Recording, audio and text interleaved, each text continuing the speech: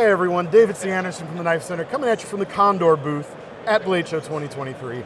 We are here with Joe Flowers, and yes, I put a table in between the two of us just to get a little more safety distance. It's true, it keeps all his blood inside. Sorry, I'm fanboying so hard. Are you DCA?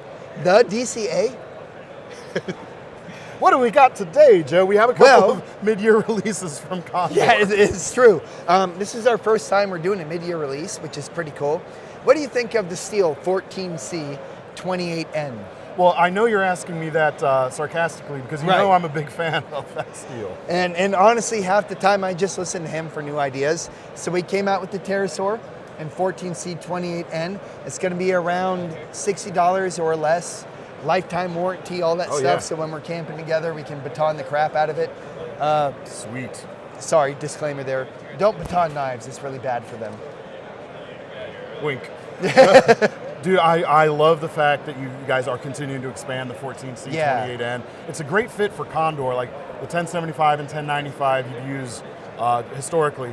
Good, tough stuff. Yeah, it's just, you know, it's something that we know. They've been doing 1075 since the 1960s. So like, just like Tops and some of the other brands, there's a reason why they use this steel. Yeah. It's because they know exactly what it's going to do. Yeah.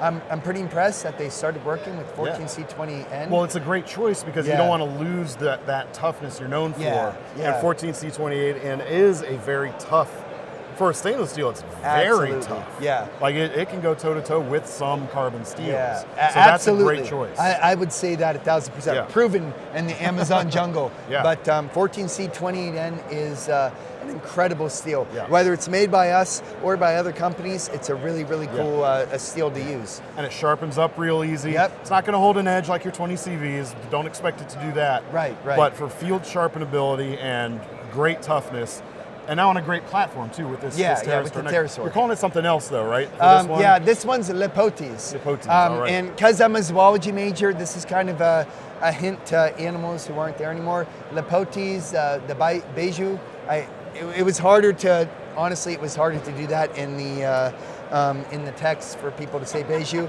So Lotus was easy in a bunch of different languages. Gotcha. But the significance is it's a river dolphin in China that is believed to be extinct due to trash and due to all that stuff too. So So this doesn't quite bring him back from extinction, but it exists.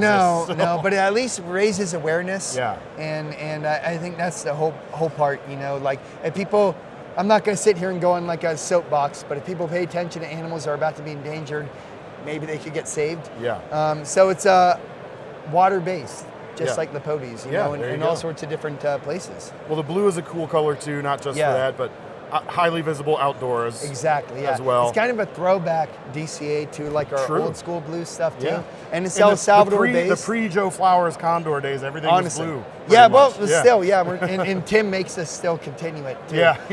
But you know, it's part of the El Salvadorian flag. Yeah.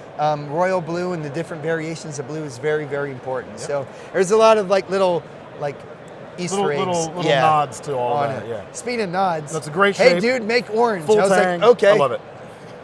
Sorry to sidetrack you. No, it's a good knife. I'm trying to sell your knife. Oh, it's good stuff. God. Now we're working. You told me to make orange, so I was like, okay. That's the story with that. There you go. There, we're done. The Terra Shetty machete. Yeah. I took a lot of training with SE Knives right behind us, behind the camera over there. Hi, guys. With a really, really good search and rescue team that they have. And they showed me the glory of having stuff in orange. And that way, maybe if it's in the back of your car and you get stopped by a police officer, you can explain that's an agricultural tool. Yeah. We're not putting that down as a rule, guys. Yeah. Come on, Internet. This is not legal advice. Yes, but making it in orange makes it a little bit more safer, easier to find. It kind of makes it feel less threatening. Right. Imagine getting out of your van after a crazy camp night. You're like, where the crud is my machete? Oh, over there. Yeah, and you can find it right away. Well, and this thing too is a great value. Yeah, like you guys, absolutely. Especially if you get it from KnifeCenter. Yeah. Something like a little bit over $60, I think. Yes, exactly. You've got compound grinds. You've got Scandi and convex. Yes. Injection molded sheath. Exactly. This is, I think I said this at SHOT Show, but this is our first try at an injection molded sheath, and I was really, really fortunate to work with them.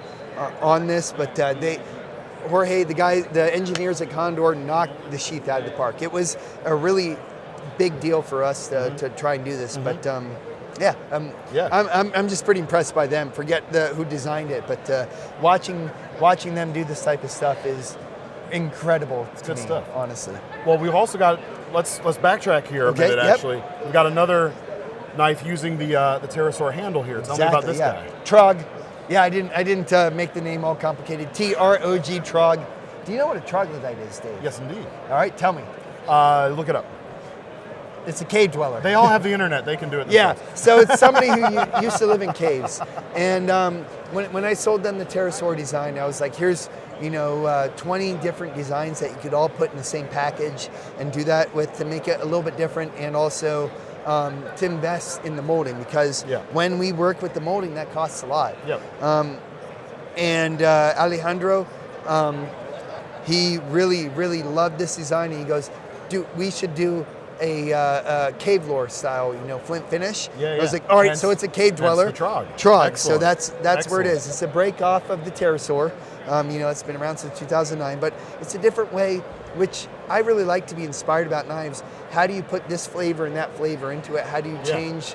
How do you change the look of the blade and still keep the soul there? So Troglodyte, 1095, Scandi edge, 4-inch blade, 4-inch handle, a little different pommel in the pterosaur. So you've got like some jimping down there? Yeah. And honestly, it was just for me to rough up coconut husks. Okay. Just for fire starting. Yeah, you can use it for tactical stuff, but there was an adverse reason, just so I could make fires easier. Which I guess is a selling point, but that happens. Troglodyte. Look it up on the internet. Excellent. Last one. Last but not least. Yes. This is a Lotus, and this kind of has this, important to me, story behind it. There was a designer around 24 years old for Condor. He was a guy who helped unscrew up all my images and things that I would send them for designs. And his name was Carlos, and he passed away from COVID during the COVID thing, because he had some complications from some past cancer. But he really helped me with this design and to help make it up. So this is in homage to him. It's a small parang style. We're calling it the Lotus because he thought about calling it the Lotus machete, because there was a flower on there, and Jill Flowers or whatever. But I was like, that's a cool interaction there. Well, yeah, this is like the side story with this parang. But cool. He's like, man, this is an excellent craft machete. Joe, I could see you using this in the jungle. And we talked about how big the Condor team helped me work about how I first made it really, really thin. And I thought that was awesome, but nobody else did. And so we made it thicker. Can do with a little extra heft sometimes. Definitely on this size too. So this is 4 millimeters thick, 1075 high carbon steel with a walnut handle. Carlos helped me design this, and it's a homage to him. It's just a wonderful, different parang, something that I use pretty regularly because I'm doing a lot more big blade use with craft stuff. That's why we have, oh no, you're fine. That's why we have such a big space here. Joe, why didn't you sharpen it back this way? It's because most indigenous I work with hold it this way when they're working on small stuff too, and doing a lot more, personal. Well, they nice might stuff. have even more unsharpened Oh space gosh, up yeah, here. but not to the point where you could sell that to people. Right. When people use stuff in Latin America for machetes, this isn't always the rule, but a lot of different indigenous who I work with only sharpen the end. A, it saves their file, but B, having that much of an open blade in bushcraft is actually kind of dangerous. It is arguably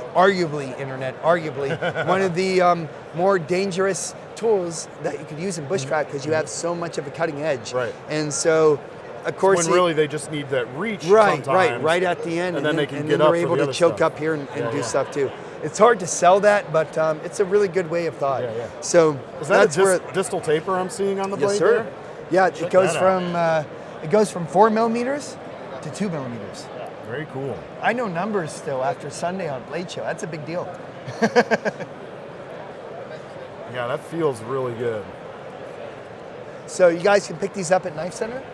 Leather sheath, I'm assuming? Yes, sir. Yep. Yeah, it's somewhere underneath the table, but you guys know what yeah. Condor sheaths look like. They're all similarly constructed to a high quality. Yeah, so El Salvador has a tremendous boot making heritage, so that's why our sheaths look like they should be made from Danner or some boot company or something. Yeah. Very, very cool. All right, folks, that's what Condor has brought for their mid-year releases. Yes, sir. Always great to see you, Joe. No, you. Always. Check out the link in the description. It'll take you over to our Condor page.